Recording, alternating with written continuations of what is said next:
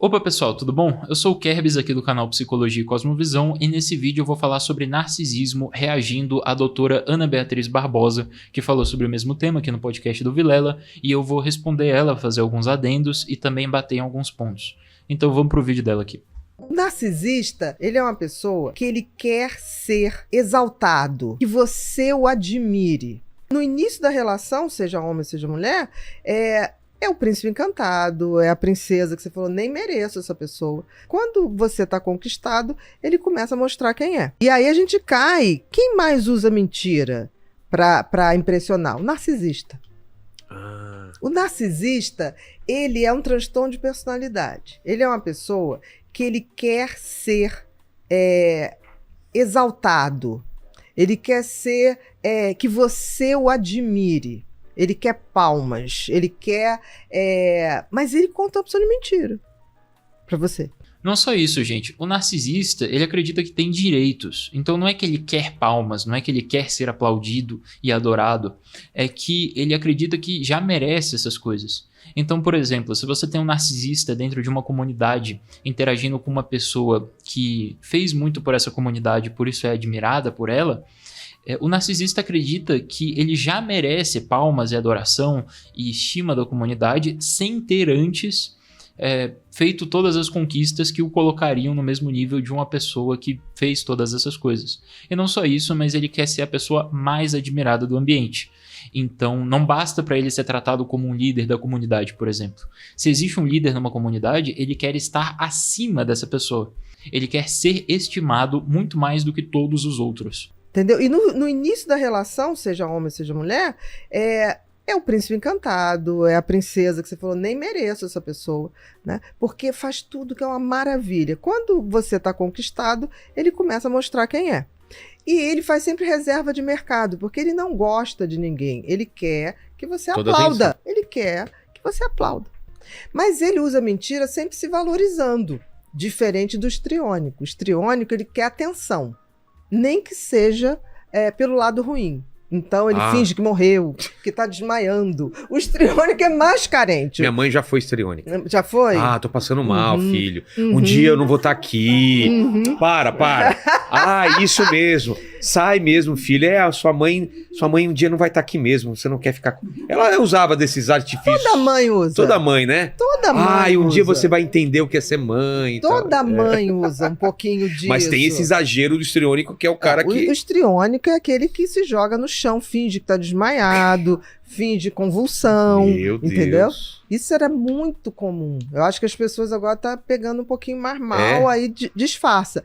Então, gente, o histriônico não consegue disfarçar os ataques dele, as crises dele, porque o transtorno histriônico é justamente um transtorno de personalidade. Significa que não é uma coisa que vai e vem, não é uma coisa que a pessoa está condicionalmente sujeita a ter. Não, o transtorno de personalidade ele é perpétuo e constante, no sentido empregado pelo DSM-5, que é o Manual Estatístico e Diagnóstico de Transtornos e Doenças Mentais, que é a principal base que a gente tem aqui para fazer esse tipo de diagnóstico. Então, o histriônico não consegue perceber que as outras pessoas estão achando estranho a forma como ele tem os seus ataques por atenção e moderar eles para conseguir ter um impacto maior. Não, o histriônico não é capaz de fazer isso, justamente porque é um transtorno mental. Então, ele não se adequa a regras sociais nesse sentido. Isso não tem como acontecer. O que acontece é que ele simplesmente tem os seus ataques. Então ele simplesmente vai fazer o que parecer ali mais né, o que ele tiver vontade de fazer para chamar a atenção. E é isso. Ele não tem...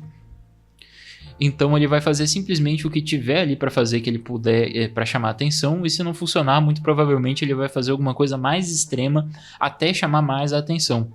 Então o histriônico não se controla dessa forma, da mesma forma que uma pessoa que tem síndrome de Munchausen não simplesmente percebe que os médicos não estão acreditando nela e fala, desculpa, eu não tô doente, tchau. Isso não acontece. Para quem não sabe, síndrome de Munchausen é uma síndrome em que as pessoas fingem estar doentes para ter atenção médica. Então, da mesma forma que a pessoa com síndrome de Munchausen não simplesmente percebe que os outros não estão acreditando e desiste, o histriônico também não percebe que as pessoas não estão acreditando e simplesmente desiste. Eles podem perceber que as pessoas não estão acreditando, mas eles não desistem do seu comportamento dessa forma, simplesmente porque é uma regra social que... simplesmente por sensibilidade a uma regra social nesse sentido, ou uma percepção do seu convívio nesse sentido. Todo mundo pode saber, todo mundo pode falar com essa pessoa milhões de vezes sobre isso e ainda assim ela continua. Justamente porque é um transtorno de personalidade. Então vamos continuar. Mas o narcisista, por exemplo, existe aquele que é assim, porque o narcisista não tá aí pra você. Você tem que ser uma plateia. Você é aquela pessoa que ele vai falar dele. Outra pessoa? Muito pouco. Ama muito a si mesmo. Muito a si mesmo. Ela te ama desde que você esteja validando o quanto ele ou ela é maravilhoso. Entendi. Então, gente, o narcisista não ama, entende? Não existe isso de amar pouco ou amar muito, justamente porque amar é conseguir enxergar o sujeito como o fim. Então, a pessoa que ama enxerga o outro como um fim em si mesmo. A pessoa que ama enxerga o indivíduo por quem ele é. E no momento em que o narcisista usa os outros justamente como um meio para sua autovalidação, ele não está enxergando os outros como fins, mas como meios. E enxergando as pessoas como meios, ele não as ama, justamente porque o amor é uma prerrogativa da consciência. É uma prerrogativa justamente do que há de mais espiritual no ser humano nesse sentido. O amor não é uma coisa que se pode reduzir a simplesmente uma atração ou algo do tipo. E eu entendi aqui o sentido em que a Ana Beatriz usou esse termo, da forma como ela usou, ela não está errada, mas eu gostaria de fazer esse adendo, que o narcisista não ama porque ele não consegue enxergar o outro por quem o outro é. Ele não consegue enxergar o outro como outro, mas simplesmente como um meio. Então vamos continuar. Então é assim, acaba que ele viu que você está seduzido, e aí você começa a descobrir que ele não é essa coisa toda. Claro. Ele tem que ter a reserva, então vai tendo outras pessoas para começar tudo de novo, porque ele se nutre disso. Você vê o mito de Narciso, ele olha no lago e fica envaidecido com o que ele está vendo. Né? Então o narcisista, ele pensa o seguinte, é sorte sua estar com ele. Se você pagar as coisas para ele, nossa, mas tá com uma pessoa tão interessante, tão maravilhosa, isso é o que você tem que fazer. Ele tá te dando essa oportunidade de você pagar pra ter uma companhia tão maravilhosa. Ei, né? Ô Lene, a gente conhece umas pessoas assim, Lene. Muito. Rapaz, e o narcisista só fala dele. É inacreditável. É insuportável, né? É insuportável. Você conta um problema seu, ele fala, e comigo? Mas comigo foi pior. Nossa, foi muito pior. Não, mas nem na desgraça ele deixa você ganhar, né? Não. Ele quer ganhar na desgraça. Ele compete e cuspe a distância. Qualquer baixaria ele compete. Peguei Covid. Fala, você pegou Covid? Nossa, e eu? Peguei 3 vezes Agora, Covid. Aí a gente vai falar uma coisinha que tem uma diferença entre o narcisista e o psicopata. Tá. Todo psicopata é narcisista. Gente, a psicopatia realmente carrega algumas características do narcisismo clínico, como, por exemplo, a tendência à falsidade, à inadequação a regras sociais e essa questão de enxergar o outro como meio. Mas o psicopata não é necessariamente apaixonado por si mesmo. Ele não necessariamente tem essa sensação de ser merecedor de tudo, e ele não necessariamente tem fantasias de grandeza nesse sentido. A gente consegue ver como está descrito o transtorno de personalidade narcisista e o transtorno de personalidade antissocial no DSM. O transtorno de personalidade antissocial, como o próprio DSM diz, ele engloba também a psicopatia. Então, o psicopata não necessariamente acredita que ele já é merecedor de tudo. O negócio do psicopata é que ele não vê problemas em infringir tudo o que for necessário para alcançar os seus objetivos, porque ele não tem sensibilidade às regras morais do processo. E aí, por isso mesmo, ele consegue fazer o que for preciso, machucar outros, enganar, mentir, o que precisar para chegar no objetivo dele. Então, nesse sentido, ele também enxerga o outro como um meio para o fim pessoal dele, mas ele não é diretamente apaixonado por si mesmo. Ele quer as coisas e por isso ele vai buscar elas externamente, usando os outros como degraus, como escada para chegar nesse ponto. O narcisista não. O narcisista, ele simplesmente quer ser adorado. Então a questão do narcisista é necessariamente social, enquanto que a do psicopata muitas vezes tem sim um componente social muito forte, mas não é essencialmente social. São questões diferentes. Então, eu entendi que ela quis usar aqui o termo narcisismo em um sentido mais vago, mais popular, mais uma coisa da linguagem vulgar mesmo. Então, ele realmente quer usar as pessoas para chegar nos seus objetivos, mas ele não é apaixonado por si mesmo. Ele não busca a sua imagem no outro o tempo todo. Então, tem essa diferença aqui que parece pequena, mas é muito importante. Então, vamos continuar aqui o vídeo. É uma coisa básica de tudo. Não, porque ele é egocêntrico, Tá. o psicopata. Mas na psicopatia você tem a perversidade. No narcisismo puro, nem sempre tem perversidade. Ele quer aquela plateia. Então, quando você deixa de olhar ele com aquela admiração, aí ele distorce tudo. Entendi. Porque você, nem nada disso você tá entendendo, e não sei o quê, porque você é louca, você é aquilo outro, para ver se resgata aquele sentimento que você tinha de olhar, né, enaltecido, né? Entendi. Eu acho muito interessante que nas redes sociais tem assim, namore não sei quem que te olhe dessa maneira que o fulano tá olhando a fulana. Coitada, enganada. Enganado, porque tá totalmente assim... Sabe? Tá apaixonado, né? Tipo assim, tá vendo só o que é bom. Então, é interessante que os valores sociais, por exemplo, exaltam o narcisismo. A gente tem o narcisista de nascença, mas a gente tem uma leva de narcisistas que estão se formando por conta dos nossos valores sociais. Gente, o transtorno narcisista não pode ser formado a partir de fatores sociais. Isso é uma impossibilidade do próprio diagnóstico, justamente porque, segundo o DSM-5, o critério A de diagnóstico de qualquer transtorno de personalidade é o desvio das expectativas culturais e sociais sobre o comportamento do indivíduo. Então, se o que se chama de narcisismo é formado a partir de uma condição cultural, ele não pode ser um transtorno, justamente porque o DSM é um manual diagnóstico e estatístico das doenças mentais. Então, aqui parece muito mais que ela considera o termo narcisismo muito mais como uma palavra da linguagem comum, da linguagem vulgar, do linguajar popular, e não como um termo técnico. E isso precisa ficar claro justamente porque isso gera alguns problemas que eu vou abordar mais para o fim do vídeo em relação ao espectador. Porque é muito complicado quando você começa a confundir termos técnicos com a linguagem comum, porque de repente você não sabe mais do que você está falando. E a pessoa que não estudou esses temas e não consegue fazer uma distinção tão clara sobre esses assuntos, pode acabar ficando confusa. E ficando confusa sobre um tema desses, né, sobre alguma coisa assim tão importante que diz respeito às outras pessoas, ela pode passar a considerar isso no seu relacionamento com outros. Então isso pode ter um efeito real sobre a vida do indivíduo que assiste isso. É claro que a pessoa também pode assistir e esquecer, mas existe um risco aqui. E um fator muito importante no trabalho de qualquer um que é uma figura pública, que se expõe e fala para milhões de pessoas, é justamente considerar sua responsabilidade nesse sentido. Então eu vou abordar isso mais pro fim do vídeo, mas vamos continuar aqui. Elas facilitam... Não, os tempos modernos. Qual é a filosofia do tempo moderno? Individualismo. Certo. Qual o tripé do individualismo? Individualismo. Eu faço tudo que eu tenho... Faço tudo que seja para me beneficiar. Eu tenho esse direito. Gente, os tempos modernos não são individualistas. Assim, o tempo atual hoje é muito coletivista. Nunca houve mais coletivismo do que hoje em dia. Nunca antes o valor de um sujeito foi tanto assim definido pela sua participação, por exemplo, no Estado e na política. Você vê que 20, 30, 40 anos atrás, nem todo mundo tinha um partido, nem todo mundo tinha uma posição política muito bem definida. Você vê que hoje, cada vez mais, as coisas vão virando política. Cada vez mais você entra no espectro do coletivo, daquilo que é pertencente a toda uma sociedade. E as pessoas estão cada vez mais se preocupando com isso, adotando posições nesse sentido. Elas estão cada vez mais se envolvendo, inclusive, na política. Então, esse individualismo assim, é claro que ela está usando o termo individualismo aqui como uma coisa muito... como uma palavra da linguagem popular, como uma palavra do linguajar comum, vulgar.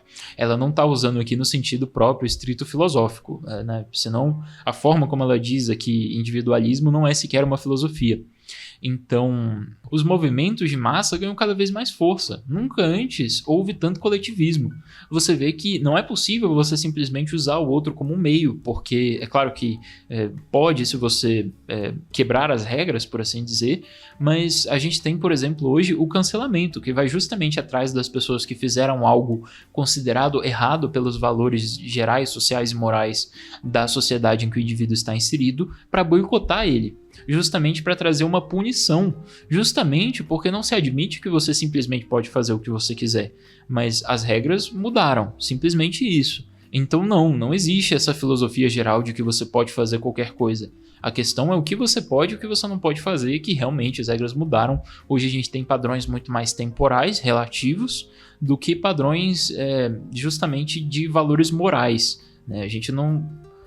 A sociedade atual não parece se pautar muito em valores morais universais, em questões de ética, por exemplo, como seria em um país católico do século XIII. É claro que é diferente, mas o que existe hoje é muito mais um relativismo do que um individualismo, no sentido que ela está usando aqui. Então, vamos continuar aqui o vídeo. Aí você tem o individualismo e você tem o instrumentalismo. O que significa? Eu posso usar qualquer um ou qualquer coisa para gerir os meus desejos. Certo. Se eu tenho uma cultura que tudo você pode e tudo é relativo, porque tem o relativismo. O que é o relativismo?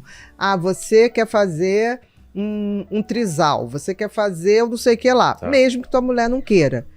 Isso não é relativo. Porque aí o cara fala, não, isso é relativo. É bom pra ela, não é bom pra mim. Eu vou fazer porque é bom pra mim. Gente, então não casa. Entendi. Assim, gente, é muito incomum, até entre pessoas que fazem trisal, essas coisas, você vê uma pessoa que faz algo assim, apesar de a mulher não querer, porque ela deixa o cara, né? Isso é uma possibilidade que todos os casais têm, largar o outro. É claro que talvez não seja uma coisa moralmente aceitável, mas, dependendo da situação, é claro, mas é uma coisa possível de se fazer, né? Materialmente nada te impede. Então, é muito mais comum você ver, e aí sim se aplica o relativismo, uma situação em que é conveniente para a pessoa, porque satisfaz um desejo dela e não existem impedimentos significativos exteriores. E aí sim ela faz aquilo, justamente porque ela não conhece o valor moral, por exemplo, do casamento católico ou algo assim. Então, são coisas diferentes. Mas sim, eu acredito realmente que hoje existe um relativismo muito difundido na sociedade atual. Mas é isso, vamos continuar aqui. Se dois não querem, se um não quer, não vai rolar a brincadeira. Não, mas é tudo relativo. Então, se você pode tudo para satisfazer seus desejos, você está com uma cultura que exalta os psicopatas e os narcisistas. Nossa! Então, gente, como eu disse antes, não, a cultura atual não exalta os psicopatas e narcisistas. É claro que na política isso é um pouco diferente, mas uma pessoa pública, por exemplo, que é pega cometendo algo extremamente imoral, ou percebido como simplesmente nojento ou repulsivo pela sociedade em geral, pela comunidade em geral, ela é rechaçada, ela é boicotada, ela é cancelada. Então, não, as pessoas não exaltam os narcisistas e psicopatas. Muitas vezes elas não sabem que algumas pessoas que elas acompanham ou que seguem são psicopatas ou narcisistas. Mas a partir do momento que uma coisa assim vaza, você pode ter certeza que vai ter pelo menos um grupo de oposição atacando aquele ponto. Você pode ter certeza que vai ter alguém tentando destruir aquela pessoa justamente pelos seus atos errados ou percebidos como errados. Então, há sim um relativismo, mas a cultura atual não exalta os psicopatas e os narcisistas dessa forma, né? Então, é só você ver que essas coisas de exaltar psicopata e narcisista podem até se aplicar na política, ou então em debates públicos, ou coisas relacionadas. Mas se você tem um narcisista jogado, por exemplo, em um ambiente comum, um grupo de amigos, rapidamente as pessoas vão perceber que essa pessoa tem algo de errado. Elas vão perceber que aquela pessoa tem algo de estranho sobre ela, e percebendo isso, é muito provável que elas se afastem. É o que mais acontece, né? O mais comum de se acontecer, a não ser que o narcisista ou psicopata seja realmente muito bom em se esconder, né? Por assim dizer. em habilidades sociais suficientes para enganar ou simplesmente conseguir ficar com os outros. Mas, em geral, as pessoas percebem esse tipo de coisa. As pessoas percebem que não há ali uma amizade real ou alguma coisa do tipo. Muitas vezes não, mas muitas vezes também sim. E se elas percebem, elas sempre vão rejeitar aquela relação de alguma forma. Cortar laços ou então tomar uma distância ou algo do tipo. Não é como se você descobrisse que algum amigo seu é narcisista e de repente começasse a gostar mais dele. Isso não faz muito sentido. Então vamos continuar aqui o vídeo. Então a gente tem hoje muita gente que não seria, digamos assim, um narcisista veemente ou um psicopata, que acaba desenvolvendo esse modus operandi porque a sociedade exige. Exige que o cara tenha uma McLaren para não usar. Mas para dizer que ele é foda porque ele tem uma McLaren. Tem gente que tem coleção de carro que tem que pagar alguém para andar. Para dar a volta. Aí você fala, por quê? Não, porque isso, eu tenho uma McLaren, tenho uma Ferrari, tem aquele Lamborghini, que agora a Ferrari já está em desuso. O Lamborghini é mais, causa maior impacto. Então, gente, essa afirmação aqui que ela fez sobre os carros é sintoma de um problema maior, que é reduzir comportamentos em abstrato a um transtorno específico, e a um caso específico que é simplesmente imaginado. Porque se trata de uma coisa bastante simples. Você não conhece essas pessoas, você não sabe quem é essa pessoa em abstrato que está ali colecionando carros e que supostamente é um narcisista. Você não sabe quais foram os fatores que levaram determinado indivíduo a se comportar de determinada forma e nem o aspecto pessoal de escolha e autodeterminação desse processo. Você não sabe o que ela está pensando, você não sabe o que são as motivações dela, só Deus conhece o que existe no coração do homem. Então, a afirmação de que o comportamento específico de colecionar carros é narcisista pressupõe que esse comportamento parte justamente da necessidade de afirmação dos outros, né? Dos outros admirarem essa pessoa. Então, pode até ser que sim, em alguns casos, mas eu mesmo já conheci pessoas muito ricas que simplesmente veem essas coisas como um hobby, porque eles têm muito dinheiro e para eles é uma coisa simples. Não tem o mesmo peso gastar milhões de reais para eles do que tem para você que tem ali 20 mil na sua conta bancária, ainda é uma pessoa com muito dinheiro para os padrões brasileiros, uma pessoa que tem 20 mil parados na conta. Então, é claro que tudo depende da esfera do real do sujeito, da esfera de ação, da esfera da pessoa, do mundo que essa pessoa enxerga. Então, pode ser simplesmente uma questão de interesse próprio da pessoa. Ela, por algum motivo, gosta realmente muito de carros e ela quer ter carros ao redor dela. Ela quer conhecer carros. Então, uma pessoa que usa muito computador, que fica o dia inteiro ali no computador e tem, sei lá, joga o dia inteiro, ela vai gostar de um teclado maior, um teclado melhor, um teclado mecânico, quem sabe, um teclado que pode ser mais caro. Talvez ela goste de um teclado, edição de colecionador ou alguma coisa assim. E não tem nada de narcísico nisso. Não tem nada necessariamente que diga que essa pessoa está comprando teclados mais caros para impressionar os outros. Da mesma forma, o carro. Ele pode até estar ali somente de decoração, mas não significa que é só para agradar os outros e para ser admirado. Então, isso pode ser uma coisa do eu e não uma coisa para a sociedade ou para causar admiração nos outros. Até porque, em muitos ambientes, isso é uma coisa desprezada no Brasil, por exemplo. Então, tem aquele discurso todo de que os ricos são maus e você que tem artigos de luxo muito caros, na verdade é malvado, maligno e você deveria doar esse dinheiro para caridade. Então, não necessariamente é uma questão de narcisismo. O mundo é muito grande, gente. As pessoas que existem no mundo são muito diversas. Você não consegue simplesmente reduzir um comportamento específico que pode surgir em milhões de pessoas e dizer que aquilo é uma coisa em específico. E necessariamente essa coisa em específico, dado todo o contexto que essa pessoa pode ter e todo o aspecto de decisão interno dessa própria pessoa. Isso é uma afirmação até perigosa, porque justamente pode ser usado justamente para inflamar narrativas, como por exemplo uma narrativa comunista, dizendo que a pessoa que coleciona carros é necessariamente um narcisista, e esses ricos todos que têm casas de luxo e carros muito caros e artigos e joias e não sei o que, são todos narcisistas e psicopatas. Gente, não necessariamente. As coisas não funcionam assim. Isso não é tão simples assim. Então não reduza todo o indivíduo a uma regra geral determinada ao vento. Muito cuidado com isso. Então vamos seguir aqui. Mas o narcisismo, qual é o extremo do narcisista? Ou o final dele? Porque não vai encontrar ninguém que satisfaça totalmente. Tem muitas vítimas. Mas uma hora tem a pessoa gente que acorda acredita. Mas tem uma hora Tem que... gente que nunca acorda. É mesmo? Tem. Porque é o canto da sereia. Porque quando a pessoa vai acordar, não, meu amor, eu vou mudar, eu te juro, entendi. Aí deixou um mês. Aí um mês, não, eu mudei totalmente, não vai ser mais assim, eu te amo, e começa a dar flores. Aí daqui a pouco começa, dominou de novo, começa tudo de novo. E muita gente, não sei se no chat está perguntando, mas quando a gente anunciou aqui, perguntando sobre pais narcisistas, né? Agora você imagina, se você é narcisista, você quer plateia. E o narcisista ele não está nem aí para dar para o outro. Ao ser mãe e pai, é o contrário. Você deixa de ser foco de atenção e teu filho passa a ser. Então você tem que trabalhar muita humildade, porque você deixa de ser o rei da casa para ser o cara que vai ajudar a limpar.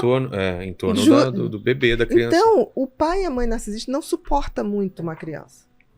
Ainda mais chega alguém e fala, ai, fofinho, não sei o que. Ele tem ciúmes, incomodado. Sério? Porque a criança tá chamando mais atenção. Mas tanto o pai quanto a mãe. Ele tem consciência Total. disso? É mesmo? Total. E o que ele faz? Ele simplesmente puxa o assunto pra ele. Como?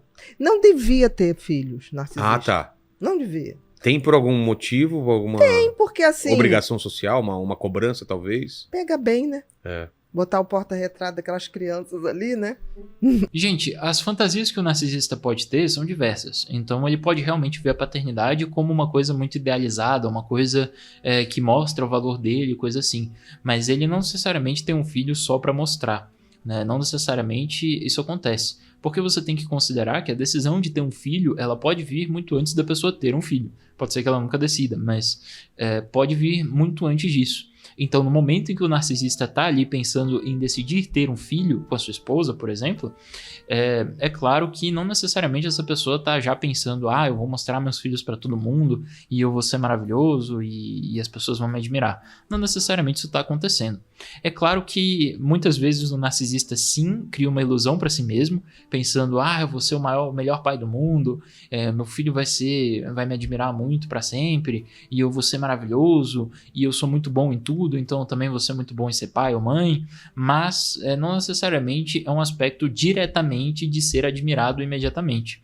É lógico que quase tudo que há no narcisista leva para a afirmação de valor dele, mas não necessariamente isso acontece dessa forma.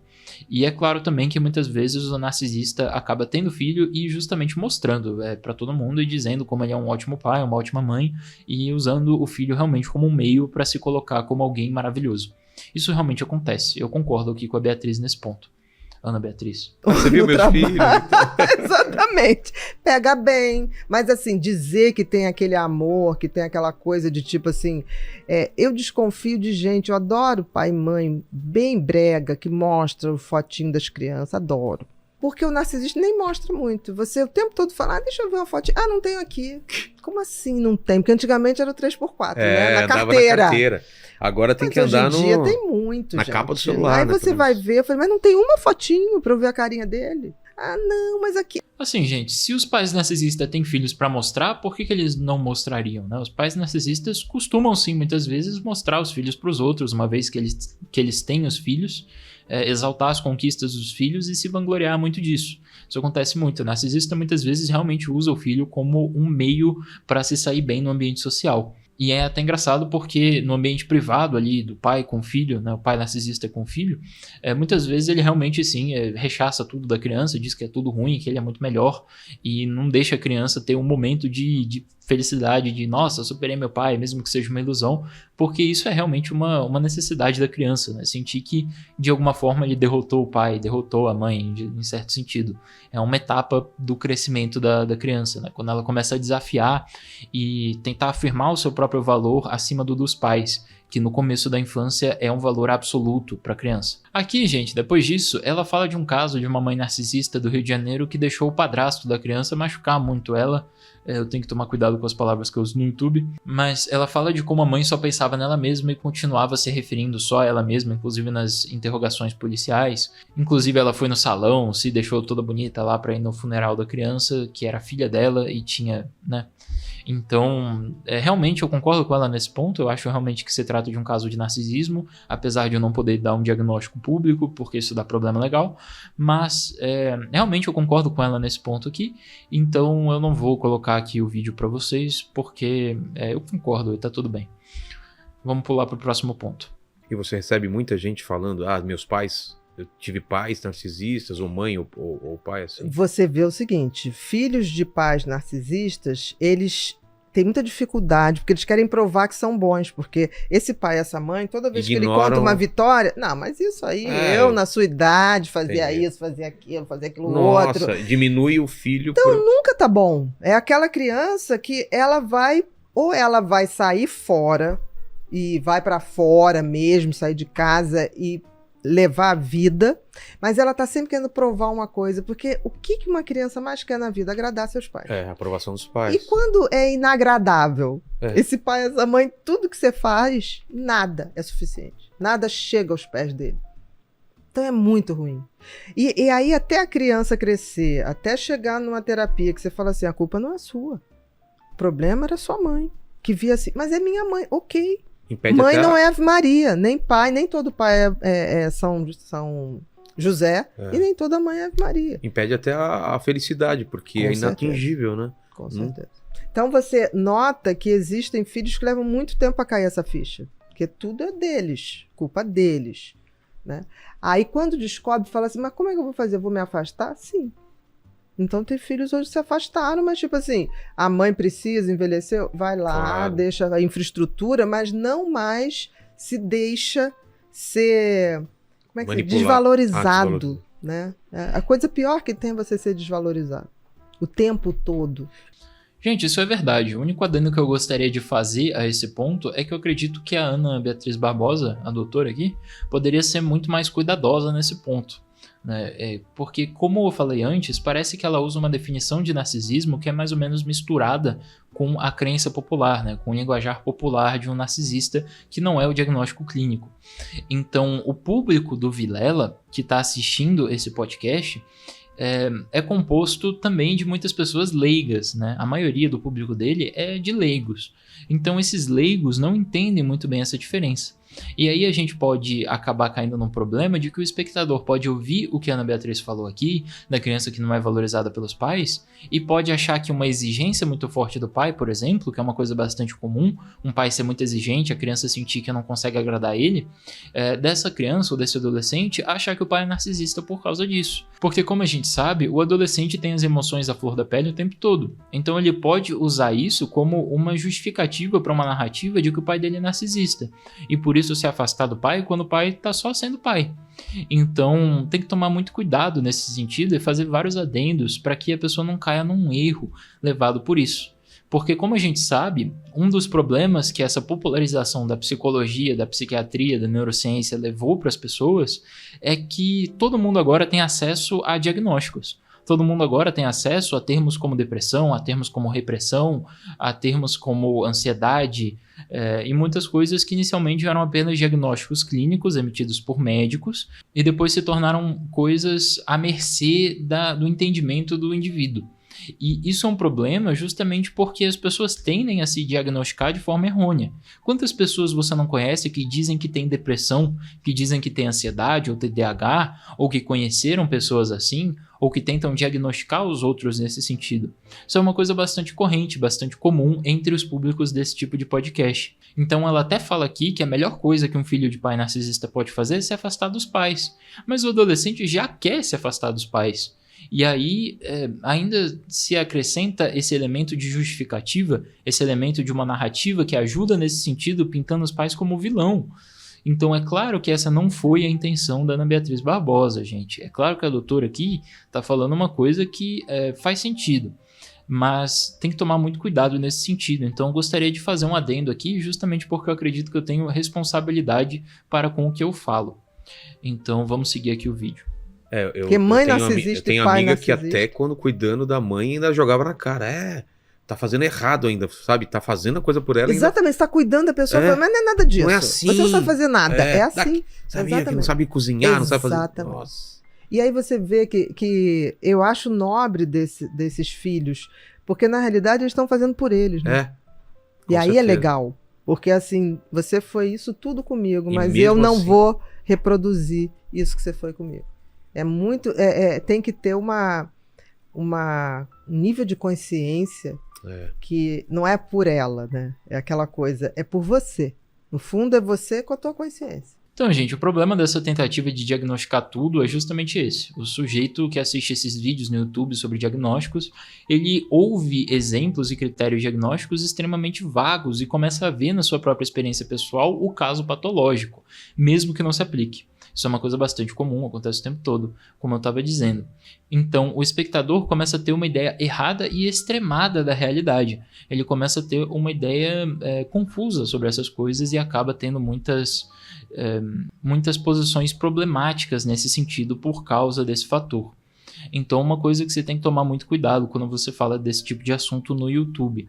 Então, agora falando um pouco mais sobre narcisismo, eu gostaria de ensinar algumas coisas para vocês nesse sentido. O vídeo da Ana Beatriz já acabou, mas aqui eu quero continuar. Então, o mito de Narciso é o seguinte, gente. Narciso era o filho de uma ninfa que era extremamente belo, era extremamente bonito, encantador, e muitas ninfas se apaixonaram por ele ao longo da vida.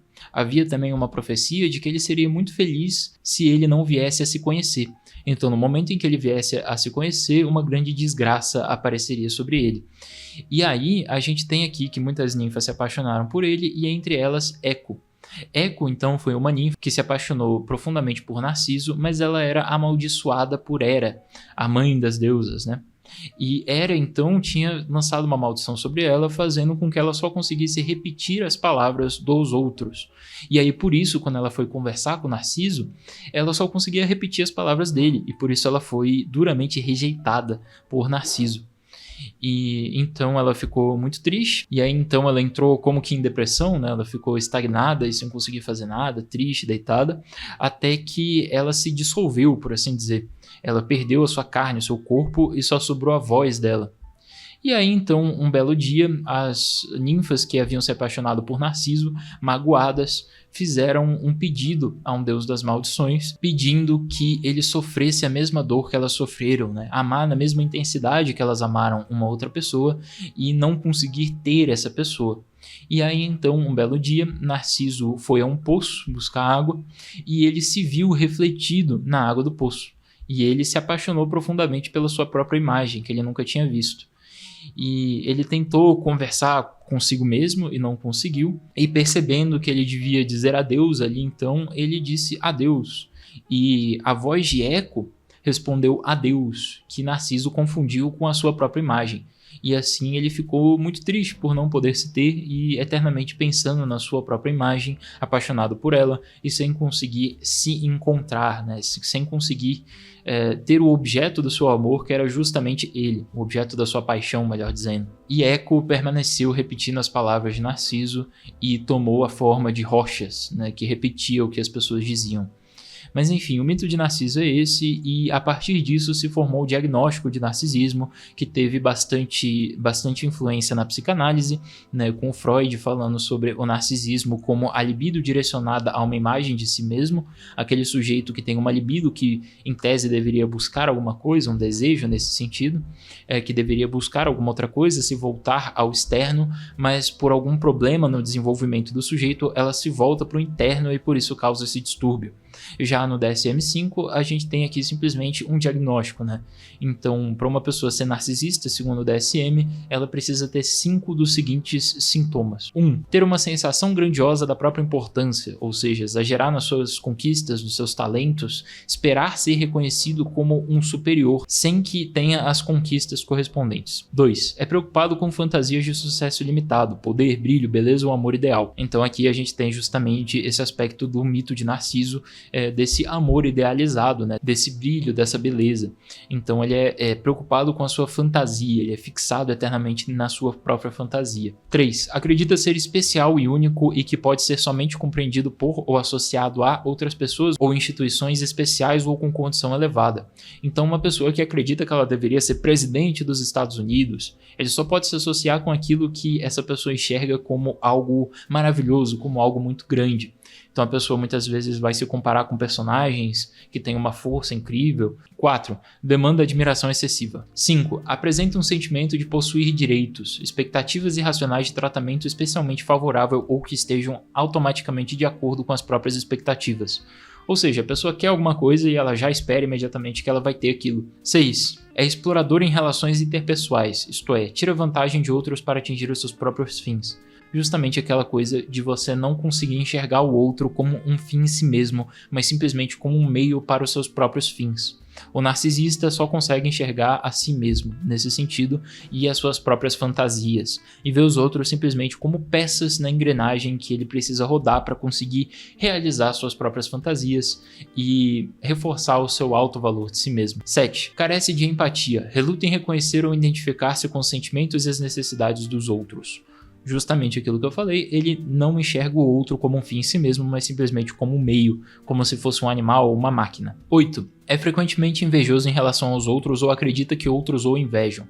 Isso decorre, gente, de um fato bastante notável, de que o narcisista, na verdade, tem uma autoestima baixíssima.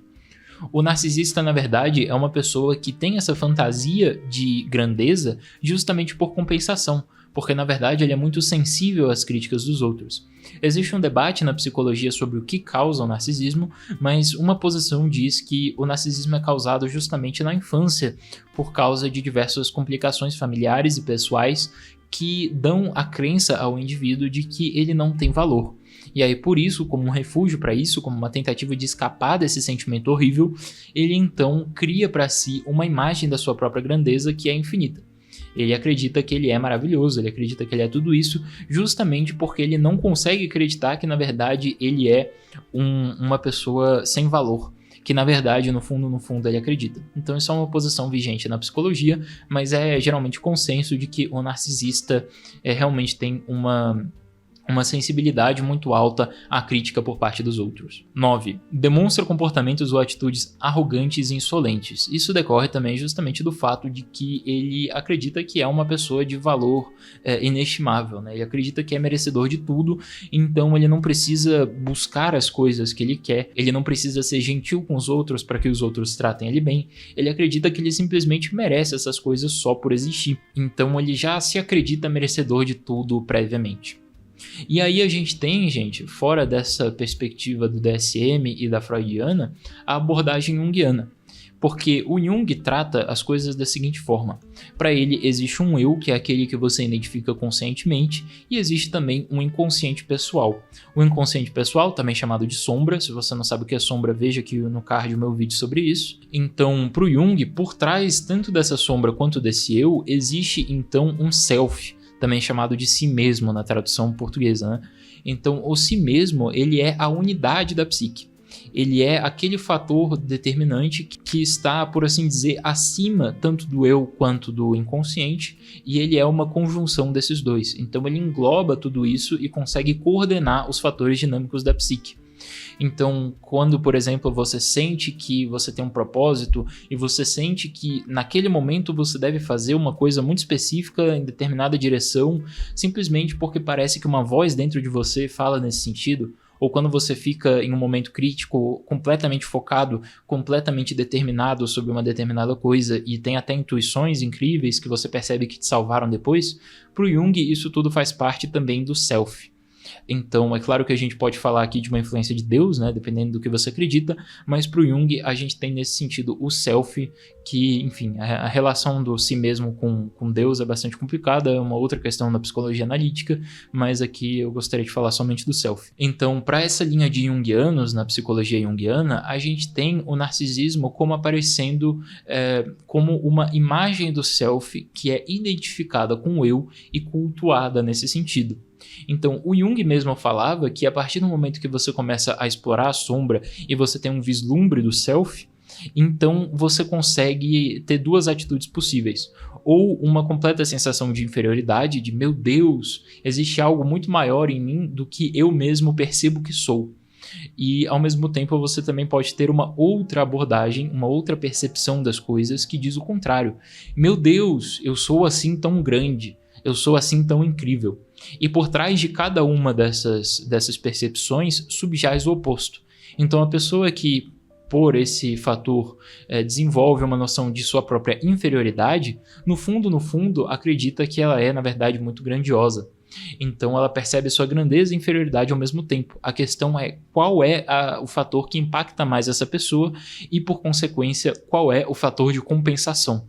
Qual é a coisa que atinge o âmago, o íntimo da pessoa, e qual é o fator que ela adota justamente para lidar com esse sentimento. Então, a pessoa que tem uma sensação muito grande da sua própria superioridade, para compensar isso, vai dizer que ela, na verdade, é muito inferior e vai ter uma imagem de, meu Deus, como eu sou inferior, como eu sou um pobre coitado, como eu sou fraco, não sei o quê, e vice-versa. E a partir dessa concepção, junguianos posteriormente desenvolveram essa noção de que o narcisista, na verdade, ele teve um pequeno vislumbre do si mesmo e por isso ele se identifica com o si mesmo, acreditando que é dele tudo aquilo que habita na psique dele. Então, por exemplo, quando você está numa situação muito crítica, muitas vezes você consegue fazer coisas muito além do que você conseguiria fazer no seu estado normal, calmo, comedido e tudo mais. Porque situações críticas exigem respostas críticas. Elas exigem ações além dos limites normais do indivíduo. E a partir do momento que você passa por isso e percebe aquilo que você consegue fazer sob certas condições, você corre o risco justamente de se identificar com esse eu que você vislumbra da situação crítica e achar que você é muito maior do que você realmente é. Você ter o que Jung chama de inflação do eu, ou inflação do ego. Então, quando se diz que uma pessoa tem ego inflado, isso vem justamente dessa concepção junguiana. Por isso, então, o narcisista, no ponto de vista junguiano, é uma pessoa que se identifica mais ou menos permanentemente com o si mesmo. E é engraçado que por isso mesmo ela corta o acesso dela ao próprio self, ao próprio si mesmo. Ela não consegue mais estar em contato com essa unidade superior, justamente porque ela não consegue ter um equilíbrio dentro da psique. Ela é por demais unilateral e por isso ela acaba perdendo de vista todos os fatores do inconsciente. Assim, então, perdendo seu contato com a sua natureza mais profunda, nesse sentido do psíquico, né? Ela perde o contato com o seu psiquismo mais profundo e muitas vezes também inconsciente, e por isso ela tem justamente uma deficiência nesse sentido. Ela é dotada de uma unilateralidade muito acentuada. E se você não sabe, veja o meu vídeo aqui sobre psicoterapia, aqui. Mas a unilateralidade é justamente o princípio de toda neurose. É justamente a partir da unilateralidade que se forma uma cisão da personalidade e a consciência se vê separada do seu inconsciente. E por isso, então, o narcisista perde ainda mais o contato consigo mesmo. E ele continua buscando essa imagem que uma vez ele vislumbrou como o mito de Narciso olhando a si mesmo nas águas, e ele não consegue achar ela justamente porque a sua própria atitude o impede de conseguir isso. Da mesma forma que o narcisista não consegue amar porque ele está por demais fascinado com a sua própria imagem. Então, o ponto de vista junguiano é esse. Eu gostaria que vocês levassem em consideração todas essas abordagens do problema do narcisismo. E é isso, gente. O meu objetivo nesse vídeo foi falar um pouco sobre a posição da Ana Beatriz Barbosa, a doutora aqui, e também dizer um pouco sobre o narcisismo, como eu enxergo ele. Então é isso. Se você não viu meus vídeos sobre sombra e o que é psicoterapia, eu recomendo que você veja aqui nos cards. Se você quer entender mais sobre Jung, eu tenho bastante vídeo sobre psicologia junguiana aqui no canal. E no mais é isso. Por favor, dê like e se inscreva. E mais uma coisa. E se você quer estudar mais sobre o tema, eu vou deixar links aqui na descrição de livros na Amazon com o meu link de afiliado. Então, se você quiser ajudar o canal e estudar sobre narcisismo, tem aqui embaixo, é só você clicar, que aí você vai estar fazendo os dois ao mesmo tempo. E você paga a mesma quantia que você pagaria normalmente.